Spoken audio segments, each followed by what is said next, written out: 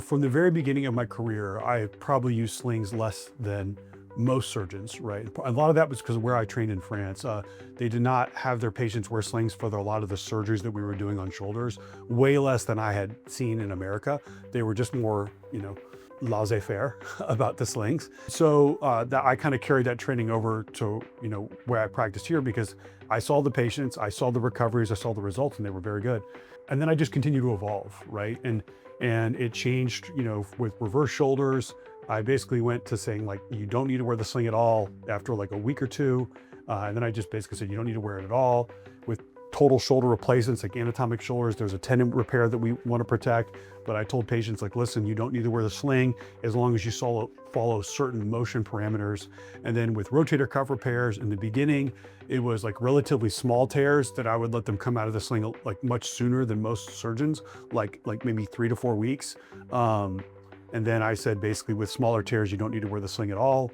But then I would tell them to keep their arm down, but bigger tears I would. And then eventually, once we started getting our newer technologies, stronger and stronger repair constructs with different patches that we use to where the repair strengths are triple what they were before, I basically just said, for all rotator cuff repairs, you don't need to wear a sling, and you can start actively moving your arm right after surgery as much as your pain allows.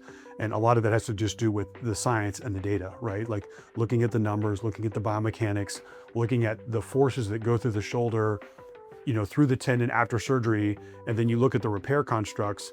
And if your repair constructs are so strong that they're never going to get approached by what people are doing, then to me, it's overly cautious to make someone wear a sling, right? And we've studied this now for over a year with hundreds of patients. And what we have found is that, you can actively let patients move their arm right away after surgery and not have a higher re-tear rate and not have complications after surgery. And what you get is patients recover quicker, they have a quicker return to motion, they have less pain, and their lives are just much easier in the beginning with no trade-off, right? There's no increased risk with what we've seen.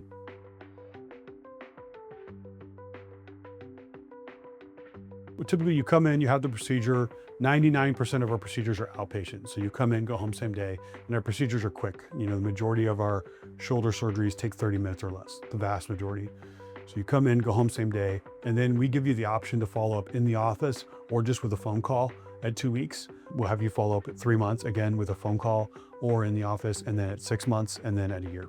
And that's just kind of to check in to see how you're doing. If there's any issues, obviously people are more than welcome to call us and see us sooner, or, I've got a large staff, so the communication lines are wide open from that standpoint, but yeah, that's our typical process. Believe it or not, having a positive attitude. I mean, I think, having a positive attitude, people that are more resilient, people that have calmer minds, people that exercise on a regular basis and have healthy diets. Like we typically see that those people are the ones that recover the best. So I think keys are, having a healthy diet, exercising on a regular basis, having a healthy, calm mind, and having kind of a resilient mindset and a positive mindset, knowing that this, that if everything goes the way that it should, that this surgery is going to work well. Those are the patients that tend to have the best outcomes.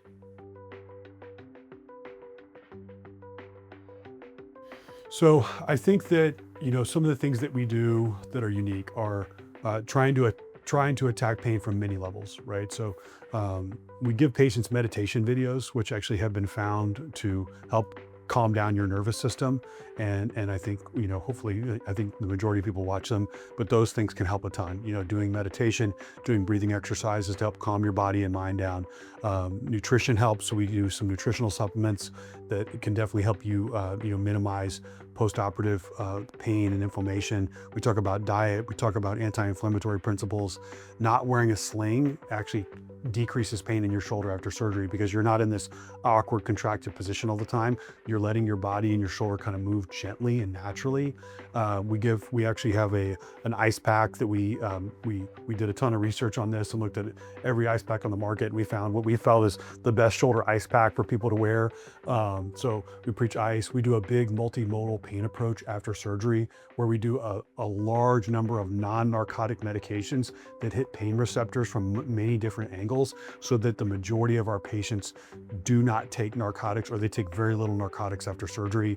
Also, most patients opt to have a long-acting nerve block at the time of surgery that lasts for several days. I think our surgical techniques, we use minimally invasive approaches. We do very, very efficient surgery.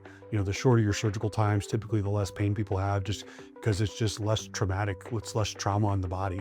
I think also just kind of coaching people through the whole process, letting them move freer. So yeah, I think pain is so multifactorial that you have to have a big, you have to be hitting it from a bunch of different angles.